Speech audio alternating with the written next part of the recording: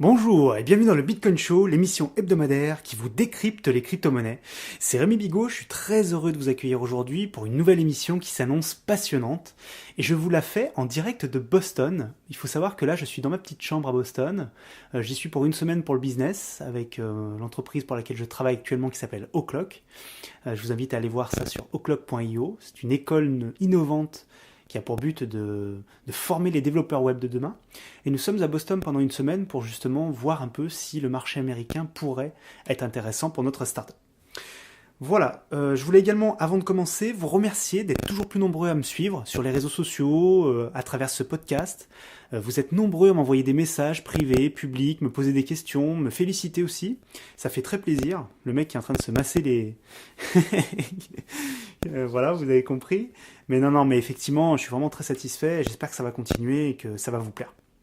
Alors au sommaire aujourd'hui, je vais vous partager deux news très importantes qui ont eu lieu la semaine dernière et qui vont à mon avis...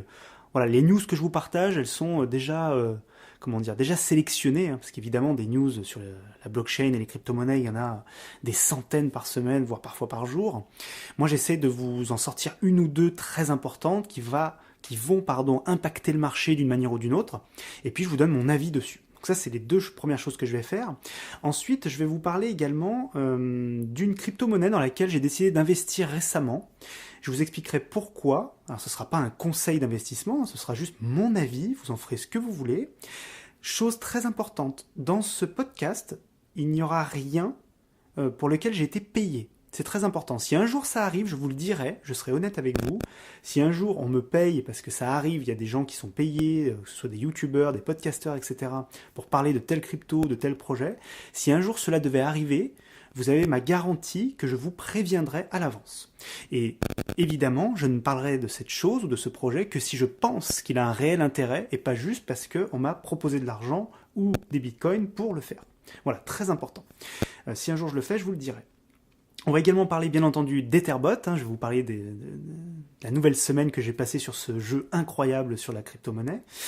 Et je vais également faire quelque chose d'un petit peu particulier aujourd'hui. J'aime pas dire ça parce que tous les youtubeurs et les podcasteurs disent ça à chaque fois, mais c'est effectivement le cas. Je vais vous lire un extrait de livre qui m'a littéralement passionné, qui devrait, je pense, vous passionner. Voilà un petit peu le sommaire de l'émission. Je vous propose de commencer tout de suite avec les deux news importantes de la semaine qui, pour moi en tout cas, sont très importantes. La première, c'est le G20. Vous savez, le G20, c'est un événement international très important qui regroupe des chefs d'État des 20 plus grandes puissances financières mondiales. Donc bien entendu, vous avez la France qui est, suivant les classements, entre la 5 et 6e puissance mondiale. Et donc en fait, ces chefs d'État se regroupent pendant souvent 2 jours. Et en fait, ça dure beaucoup plus longtemps parce qu'après, il y a des discussions qui durent des semaines après. Enfin bon, c'est quelque chose d'assez important et qui, souvent... accouche de lois qui changent la société, qui changent nos sociétés. Et donc, ils avaient décidé de parler de la blockchain et des crypto-monnaies lors de ce G20. Et donc, évidemment, tout le monde s'est un petit peu affolé en se disant qu'est-ce qui va se passer ? Est-ce qu'ils vont prendre des décisions ? Est-ce qu'ils vont légiférer ? Est-ce qu'ils vont réguler d'une manière ou d'une autre ? Moi, comme je vous l'avais dit la semaine dernière, je pense que la régulation est indispensable. Je pense qu'elle est même dans notre intérêt à tous. Mais bien entendu, il ne faut pas que ce soit n'importe quoi comme régulation. Donc du coup, les marchés se sont un petit peu affolés. Et en fait, ce qui est sorti pour l'instant du G20, à date, donc là, je vous fais ce podcast le 25 mars 2018, donc ça peut changer encore, mais en tout cas, pour le moment, ça a été très clair. Ils ont dit qu'ils ne voyaient pas pour le moment d'intérêt d'en parler tout de suite, de réguler tout de suite, au niveau mondial en tout cas, parce que chaque pays a commencé à faire sa propre régulation, faut le savoir. Mais en tout cas, ce que je peux vous dire, c'est qu'aujourd'hui, le G20 n'a pris aucune décision et a décidé de reporter les discussions à ce sujet. Donc pour le moment, il n'y aura pas de changement global et immédiat dans le monde entier d'un coup. Par contre, chaque pays a décidé effectivement de prendre des mesures, mais ça c'est complètement indépendant du G20. Et bonne nouvelle pour nous, la France est en train de prendre un très bon chemin, je vous en parlais déjà la semaine dernière, mais ça se confirme. Bruno Le Maire, donc, qui est le ministre chargé de ce travail-là sur tout ce qui est blockchain et Bitcoin, avait mal démarré, hein, vous vous rappelez, il avait dit des choses qui avaient pu choquer dans notre communauté, et je vous comprends, et j'ai été moi-même choqué au début, et il est en train de changer complètement, du tout au tout. Il est très bien conseillé apparemment, en tout cas moi j'ai eu des échos de personnes qui travaillent avec lui ou autour de lui, et qui lui ont fait comprendre qu'il partait dans le mauvais sens, et que la blockchain et les crypto-monnaies pouvaient être une chance pour la France, parce qu'on a déjà on a déjà des entreprises incroyables, comme Ledger par exemple, qui est en train de dominer le monde au niveau des crypto-monnaies, des clés cryptographiques, pardon. Et donc du coup, voilà, ce que je peux vous dire, c'est qu'aujourd'hui, voilà, pas de panique, tout se passe pour le moment très bien, le ministre est très bien conseillé, il a même décidé de créer un statut spécifique pour les ICO, donc vous savez, ces fameuses levées de fonds en crypto-monnaie, et c'est une excellente nouvelle, parce que la problématique qu'on a aujourd'hui, c'est qu'il y a trop d'arnaques, il y a trop de scams autour des ICO, et du coup, ça freine les investisseurs traditionnels, ça freine également le grand public qui se dit, voilà, je sais pas dans quoi je vais me lancer, donc je n'investis pas. Et du coup, ça nous bloque tous, en fait, ça nous ralentit tous, parce que des projets qui pourraient être financés beaucoup plus vite, de manière efficace et performante, bah, ne le sont pas, à cause d'autres projets qui viennent pomper l'argent et voler les gens. Donc le fait de créer un cadre légal et de vraiment faire en sorte que les ICO puissent se développer, être vérifiés au niveau gouvernemental, pour être sûr qu'il y a une équipe solide, qu'il y a un vrai projet derrière et qu'on ne va pas prendre les sous et se barrer avec la caisse, je pense que c'est quelque chose de très très très important et qui va au final servir la communauté crypto et qui va nous servir à tous. Parce qu'aujourd'hui, à part un podcast comme le mien, parce que j'ai prévu de vous parler un peu des ICO et de vous présenter les ICO et de vous expliquer lesquelles sont bonnes et lesquelles sont mauvaises. Pourquoi ? Parce que j'ai fait ça déjà pendant des années au niveau des startups traditionnelles et du coup je sais exactement ce qu'il faut regarder, comment le regarder, et bien alors, attention, hein, je n'ai pas la science infuse, bien entendu, mais par contre je pourrais vous dire, attention, ce projet-là, il y a ça qui sent mauvais, ou attention, ce projet-là est vraiment intéressant parce que, je serais capable de vous dire pourquoi. Après, il serait super intéressant effectivement qu'il y ait un véritable cadre légal, qu'on puisse vérifier les informations fournies par ces entreprises qui demandent des levées de fonds, qui sont souvent pharaoniques. Et bref, au final, ça va nous servir. Donc ne soyez pas inquiets par la régulation. Il faut une régulation. Par contre, effectivement, il ne faut pas qu'elle soit... Il ne faut pas que ce soit n'importe quoi. Il ne faut pas que ce soit des interdictions, des débilités, etc.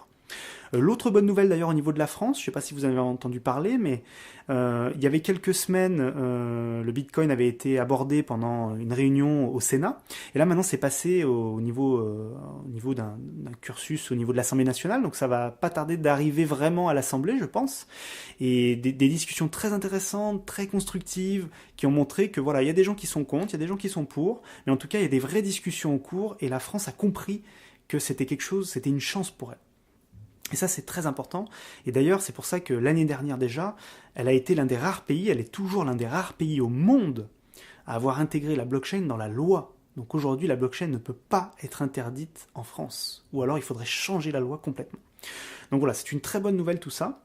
L'autre news que je voulais partager avec vous, qui est assez intéressante, c'est le président de Twitter, Jack Dorsey, qui a fait une tribune sur le Bitcoin et sur les crypto-monnaies, mais principalement sur le Bitcoin, et qui a été littéralement dithyrambique, c'est-à-dire qu'il a vraiment dit que pour lui, alors je pense qu'il est allé un petit peu loin, mais ça on en discutera si vous voulez, vous me donnerez votre avis en commentaire, mais il a littéralement dit que pour lui, le Bitcoin était une véritable révolution, ça on est tous d'accord, je pense, il n'y a pas de souci là-dessus, mais que pour lui, dans les 3-4 prochaines années, ce qui me paraît un petit peu ambitieux pour le coup, le Bitcoin remplacerait quasiment le dollar et pourrait devenir même le nouveau dollar.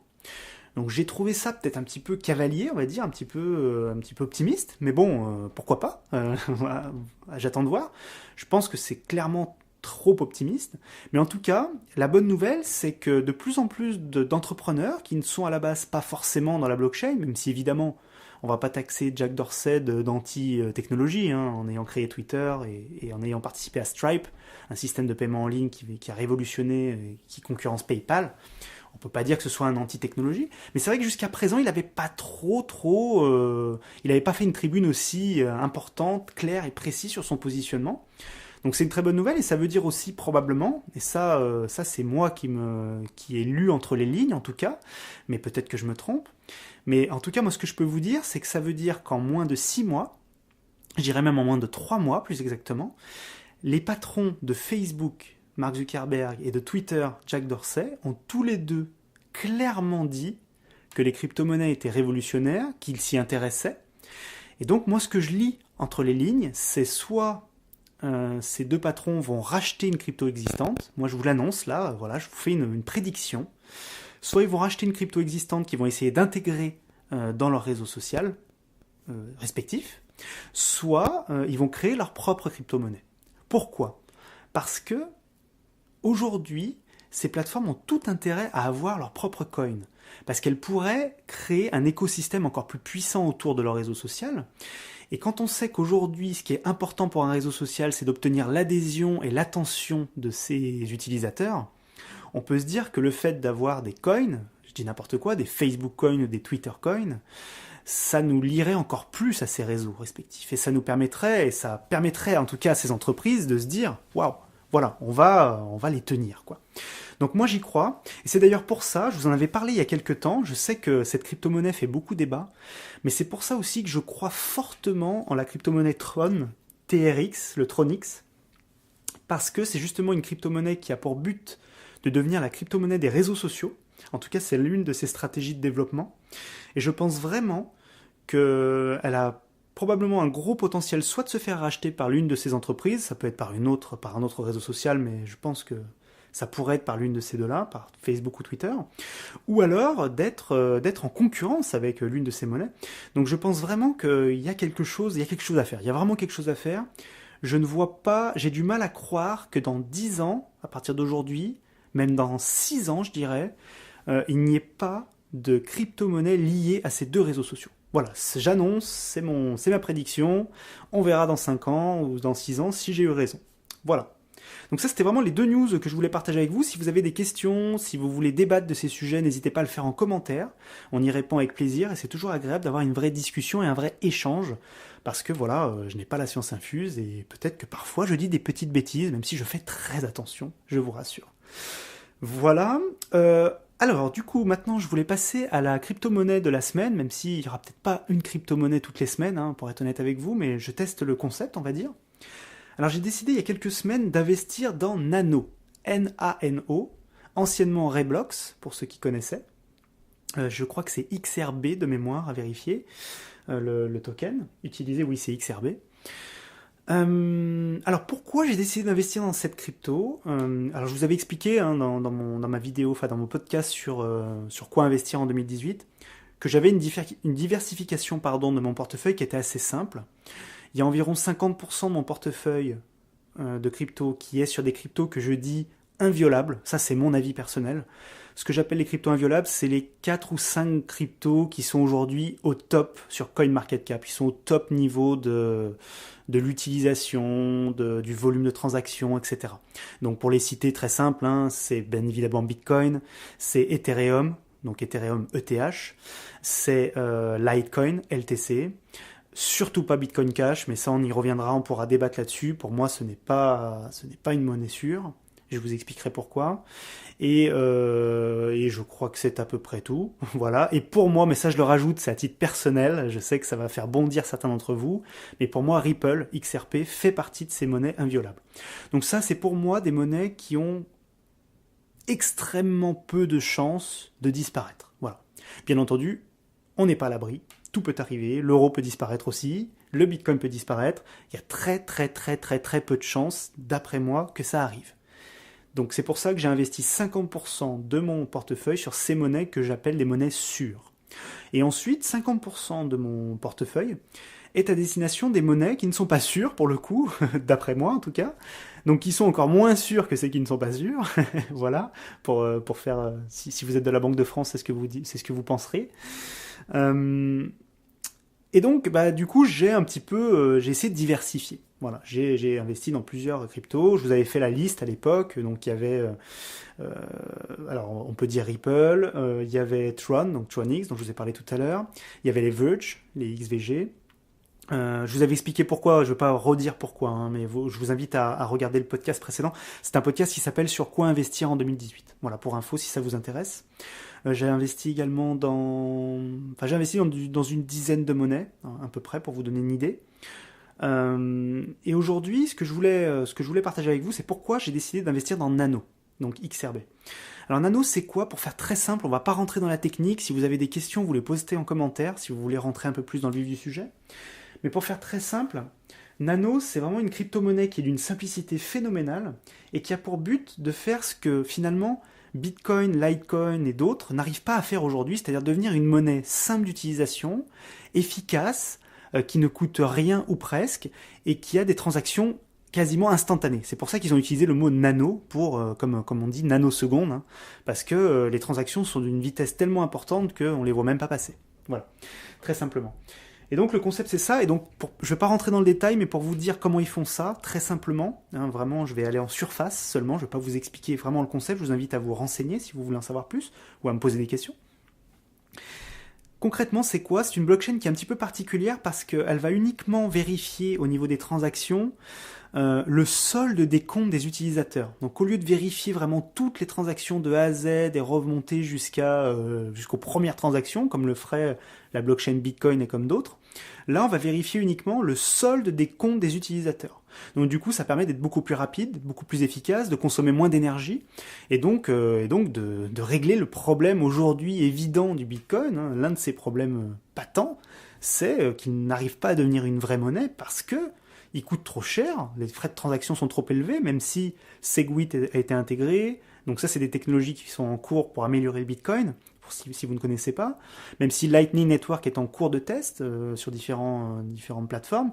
Bref, pour l'instant, Bitcoin, au moment où je vous parle, là, le 25 mars 2018, ne remplit pas entièrement sa mission. Il faut être honnête, c'est la vérité. Même si je suis un fervent défenseur du Bitcoin, il faut avouer ses défauts aussi. Et il a évidemment un énorme problème lié au minage, donc lié à la validation des transactions qui demandent une énergie phénoménale, et qui fait que, voilà, on est obligé d'avouer qu'il y a des problèmes. Donc du coup, j'ai investi dans Nano, donc c'est un pari, littéralement, hein, c'est un pari. Je pense qu'aujourd'hui, il est sous-évalué, et donc j'ai décidé d'investir dedans pour voir ce que ça va donner. J'estime que pour ma part, il va augmenter, il va bien se positionner, et encore une fois, moi, j'investis pas que pour l'argent, ça m'intéresse pas. J'investis que dans des projets dans lesquels je crois. Et je vous invite à faire pareil, parce que c'est comme ça que vous pourrez vous détacher. Moi, je vois trop de gens, si vous voulez, qui sont tout le temps connectés sur leur Blockfolio. Vous savez, cette petite application mobile qui permet de checker en temps réel l'état de nos finances en crypto.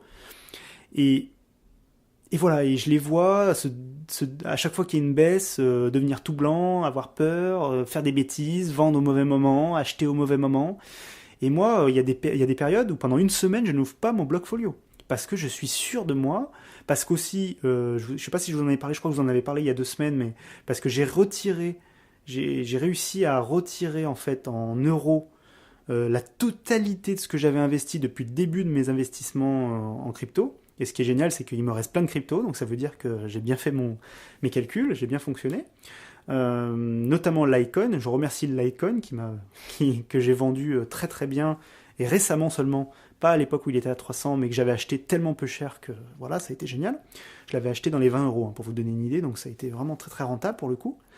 Mais voilà, je vous invite à faire pareil parce que je pense que c'est comme ça qu'on fait les bons investissements, c'est comme ça qu'on évite les bêtises en fait. Posez-vous, réfléchissez, quels sont les projets qui vous font vraiment rêver, qui ont un vrai potentiel important et que vous êtes prêt à garder longtemps en réalité. Voilà, alors je dis pas que vous ne pouvez pas devenir trader, ça n'a rien à voir, hein. Si vous voulez devenir trader, faites-le, il n'y a pas de problème. Par contre, je vous invite déjà à vous former fortement parce que c'est encore plus dur que les marchés traditionnels, la volatilité est encore pire et du coup la psychologie humaine est encore plus importante. Bref, faites très attention et voilà, si vous voulez pas être un trader dans l'âme et vous voulez juste investir, investissez dans des projets qui comptent et qui ont de la valeur pour vous. Voilà pourquoi j'investis dans le Nano. Ensuite, je voulais vous faire une petite news rapide sur Etherbot. Donc, vous savez, ce jeu, je vous en parle maintenant toutes les semaines et j'ai beaucoup de questions dessus. Donc, n'hésitez pas si vous en avez d'autres d'ailleurs. Donc, Etherbot, pour vous résumer en une phrase, Etherbot, c'est un jeu vidéo, pour moi, l'un des premiers vrais jeux vidéo intéressants utilisant la blockchain. Donc, il utilise la blockchain Ethereum, ETH. Et dans ce jeu, vous pouvez acheter des robots, plus exactement des parties de robots que vous allez assembler pour créer un robot. Et ce robot, vous pouvez le faire combattre d'autres robots, d'autres utilisateurs dans le monde, Il faut savoir qu'il y a que 3000, je crois que c'est 3900 robots au total dans le jeu. Il n'y en aura pas un de plus. Mais grâce à ces différentes parties de chaque robot, vous pouvez créer 2000 versions de robots différentes en fait. Voilà, 2 millions, pardon, 2 millions, excusez-moi. Donc voilà, c'est assez dingue. Vous pouvez également faire, il y a une marketplace, donc il y a une place de marché, où vous pouvez acheter et revendre des parties de robots. Donc ça c'est génial. Et puis le jeu se construit, il s'est lancé il y a quelques semaines, il y a eu une levée de fonds en ICO juste avant, à laquelle j'avais participé, où j'avais acheté mon premier robot. C'est la première fois que j'achète un truc virtuel, hein, littéralement, enfin un objet virtuel dans un jeu vidéo, j'avais jamais fait ça. Voilà, c'est complètement dingue. Et pour vous donner une idée, la meilleure vente aujourd'hui d'un robot sur le jeu, c'est 21,57 Ethers pour un ancien Protector. Donc c'est un robot qui est unique, qui a été lancé, qui a été proposé uniquement au début du jeu. Et que je crois qu'il y a une seule personne qui a eu ce robot. Et donc ça faisait à l'époque 11 000 $. Hein. Donc c'est pour vous donner une idée de la folie qu'il y a autour de ce jeu. Et là, à la fin du mois, donc là on est le 25, je crois que c'est à la fin du mois, ils ont annoncé un énorme partenariat avec une plateforme de jeux vidéo en ligne américaine qui devrait amener énormément de gens sur la plateforme.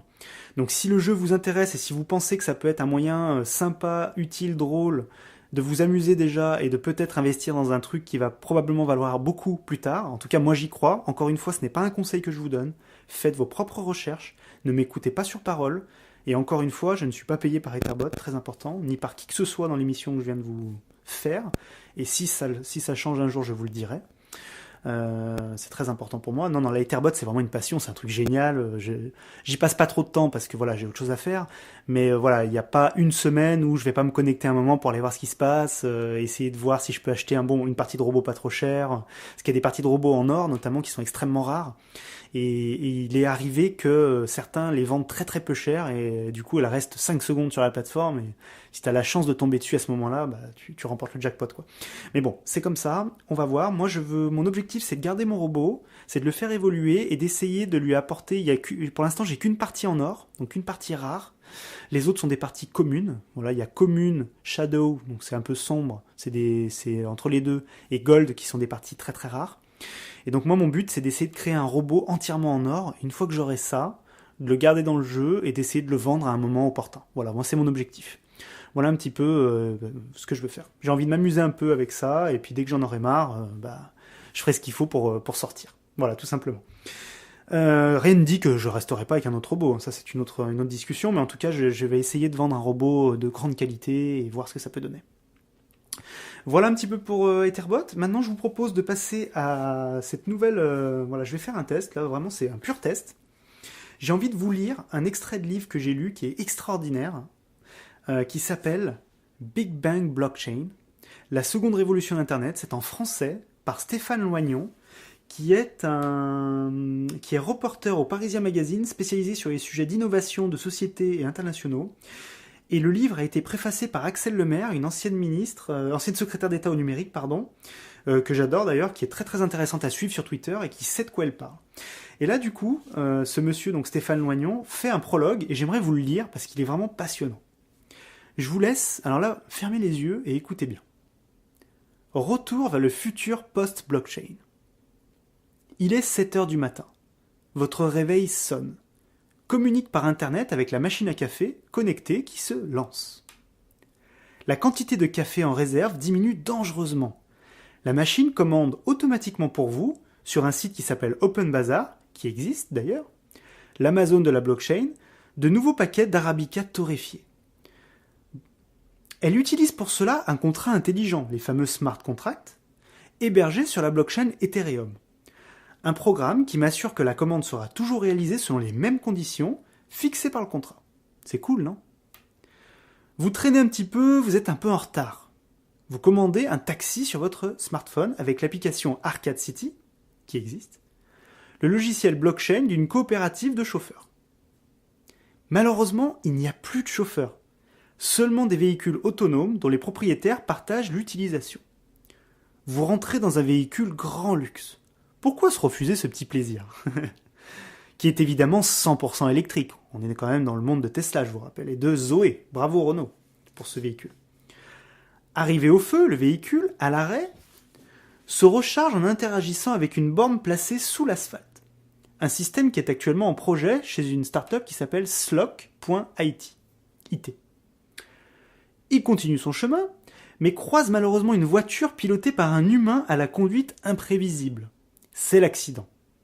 Rien de grave, mais la carrosserie est endommagée. Votre voiture transmet directement toutes les informations nécessaires à votre assureur, automatiquement, qui vous reverse immédiatement le dédommagement qui vous est dû, selon les conditions écrites dans le smart contract qui vous lie avec votre assurance. Il faut savoir, petit aparté, que de tels systèmes sont en projet actuellement chez AXA, IBM et Allianz. Vous arrivez finalement au travail plus tard que prévu. Aucune importance car vous n'avez plus de chef.